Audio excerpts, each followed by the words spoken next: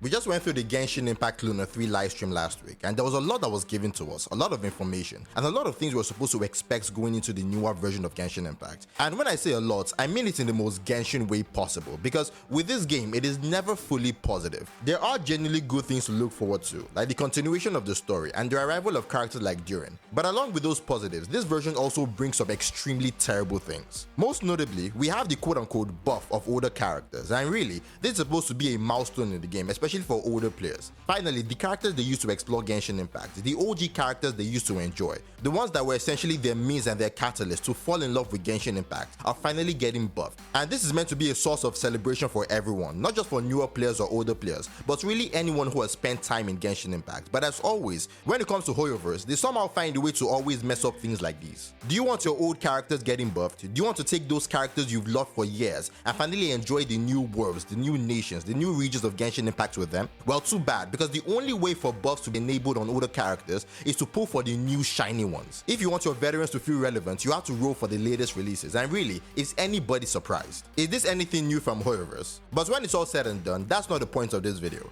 I'm not here to dive into the entire situation. What I want to talk about is something else I've noticed in this new region, something I don't see a lot of people discussing, even though I believe it is extremely important. Important not just for Genshin Impact going forward, but for any gacha game that looks to Genshin as a learning experience. And that is the fact that from the Luna 2 updates going into Luna 3, Genshin has slowly but surely been revealing the more obscure and secret characters in the game. Characters they've essentially been hiding from the very start, ever since Mondstadt. And really, when you think about it, these reveals and these characters are supposed to be incredibly hype. These are moments that should have the entire community talking, from regular viewers to even the biggest content creators. There should be buzz. So why isn't there one? Or rather, why isn't there enough? By the time this video comes out, it would have been at least a week since we first saw the official reveal of these characters in the last livestream, and literal months since Varka's involvement in Luna 2. So what gives? What is with the silence? That's what we're going to talk about in this video. So if you're into this kind of content, make sure to like the video and tell me how you feel about these characters. Do you still feel the same hype seeing them now in these stories and trailers as you did when you first heard about them back in the 1.x series? Or has that hype completely died down? Let me know that and more in the comments below, and of course, don't forget to subscribe, make sure you're updated on any of my future videos. Before we get into it, this video is sponsored by U7Buy.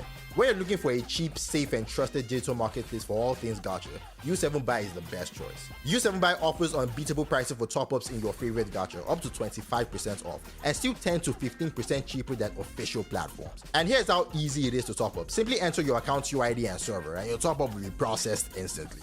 Join over 100 million satisfied customers worldwide and check out the 30,000 plus positive reviews on Testpilot. So the question is, do you want the best deals for your in-game top-ups? Then simply click the links in the description or pinned comments below to save even more. And here is where you can save extra. When you're checking out, simply enter my code TNP to save an extra 5% on already low prices. U7Buy, your gateway to the best gaming top-up deals, fast delivery, and unbeatable prices. So thank you U7Buy for sponsoring this video, and now let's get into it. See, back in the version 1.x series, back in the Mondstadt era of Genshin Impact, at the time when the game was at its absolute peak, one thing Genshin Impact had going for it more than anything else was conversation. And there was so much conversation surrounding this game. Everything about Genshin Impact was or could become a point of discussion. Whether it was the environment, the stories, the characters, the side quests, or even the food items in the game, all of it sparked long and at the time, genuinely interesting conversation. But one thing I believe the entire community can agree on was that its greatest source of conversation in all of Genshin Impact, especially at those times, where it's more obscure characters. The insane conversation that erupted when we learned that Jean was only the acting grandmaster of the Knights of Favonius and then had the name Varka suddenly dropped into the community was unbelievable, especially considering the fact that the only information we had about him back then was that he was the actual grandmaster, someone with more authority and presumably more strength than not only Jean but really most people in all of Mondstadt. That single reveal alone fueled theories, debates, and endless speculation. And then there was the hype every single time we returned to the Golden Apple Archipelago, learning more about Alice, Klee's mother, and trying to piece together how she connects to everything. She wasn't just a character, she was a mystery, a force, a presence that shaped the game without ever showing up. And if anyone knows anything about obscure characters in any medium, especially characters that generate the kind of hype that Varka and Alice did, is that the moments they're finally revealed is supposed to be one of, if not the single biggest moments of that character's entire presence in the story. So what went wrong in this case? See, I believe there are two major reasons for the general lack of hype surrounding these characters, and none of them are due to circumstance or timing timing, or anything external like that. Both are caused directly by Genshin Impact itself. And the first, which I believe is really the most important, is something I like to call T&T.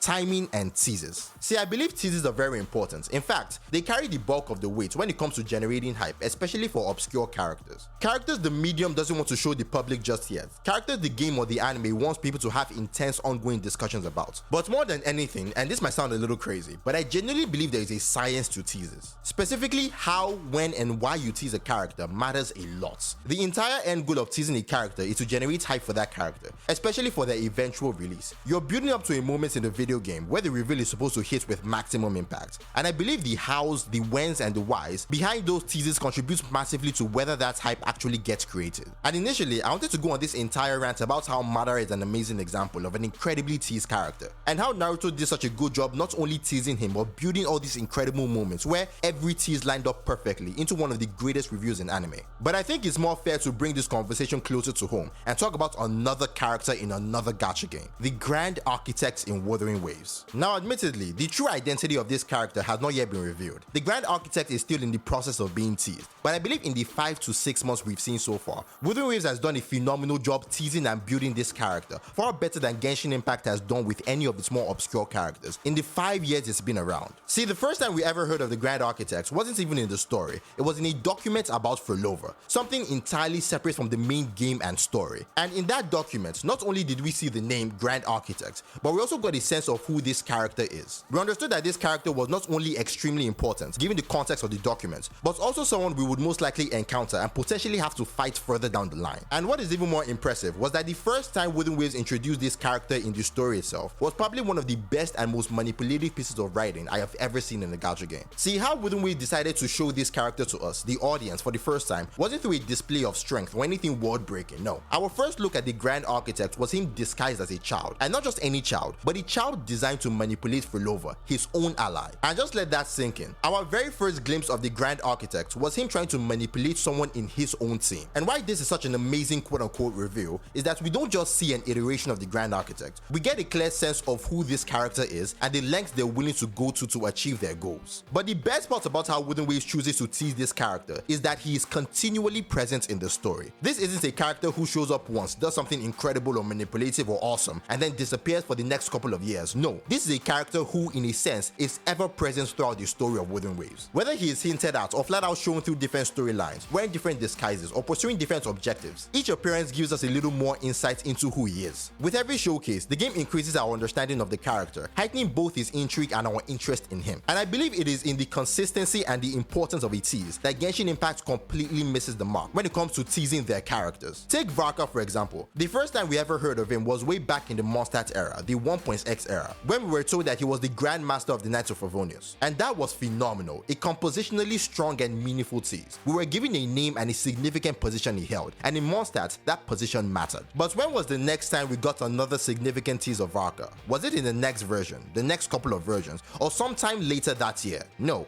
it was 2 years later, in version 3.5, and even then, it wasn't through anything particularly remarkable. He was teased in a scene where one of the most, if not the single most bland and forgettable 4-star characters in Genshin Impact simply read out a message. And even after that, the game did not learn its lesson, because the next time we got another significant tease about Varka was another 2 years later, this time in the Paralogism quest. And in here, they decided to tease Varka, one of the most obscure and interesting characters in all of Genshin Impact, basically with a butt dial. And this goes to show that every single time Varka was teased in Genshin Impact, the tease was either insignificant or forgettable. And I believe that is the core problem with how Genshin Impact teases these characters, and by extension, how the community perceives them when they are eventually introduced. The game takes an excessively long time to provide these teases, and after waiting all that time, instead of giving us something amazing, something truly worth conversation, what we end up with are bland, unmemorable teases, creating by extension bland and forgettable reveals. Now the second, and I believe slightly more important reason behind the general lack of hype for these characters is in the stinginess that Genshin Impact always seems to incorporate into its character acquisition model. See, eventually, Varka, Alice, Nicole, and every other obscure character all the way to the Shades will all become playable characters. And that is supposed to be exciting, but here's the thing. What Genshin fails to understand about its characters and generating hype towards these characters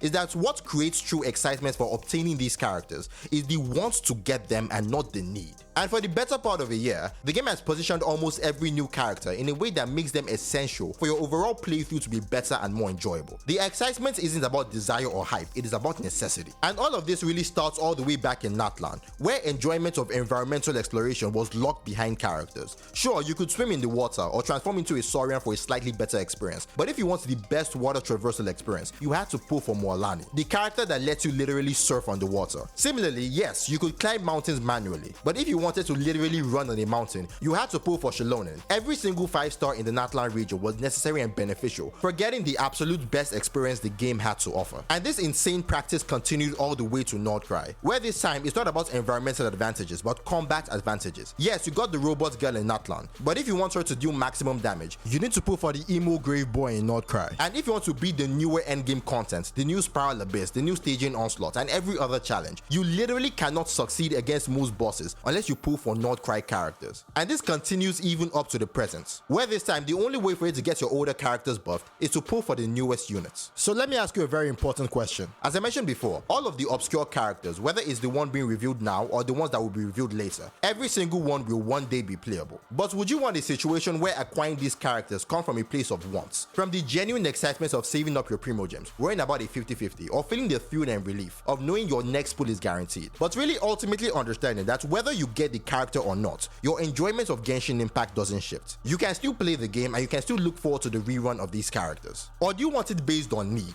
where you understand that you will never get the best Genshin Impact experience unless you have that character, where defeating the next endgame boss is practically impossible, and where that older unit you really wanted can never be buffed unless you pull for this new character? And this question is very important because right now, the character acquisition system in Genshin Impact is strictly need-based. Every 5-star and every future 5-star, including the obscure ones, is required to get the best overall Genshin Impact experience. And really, this boils down to the fact that when we step away from the story and focus on mechanics, every single tease we've had for a character, no matter how long it has been teased, becomes completely irrelevant. Because ultimately, the acquisition of the character works the same way as any other character in the game. It's not based on wants. We're not given a choice of whether or not we truly want these characters. No, if you want to get the best experience, you need these characters. See, as I said at the start of this video, everything wrong with Genshin Impact today, whether it's the lack of hype for the reveal of these highly obscure characters, or the general underwhelm surrounding the game, it is all self-inflicted. What we're seeing in Genshin Impact right now is the result of 5 years of complacency, 5 years of stinginess, and 5 years of creating a game and an environment designed to take as much from the audience as possible while giving very little in return. But what do you think? Are you hyped for these characters, or do you not care at all? Or is there a completely different feeling you have about them? Tell me all that and more in the comments below, and as always, I'll catch you in the next one.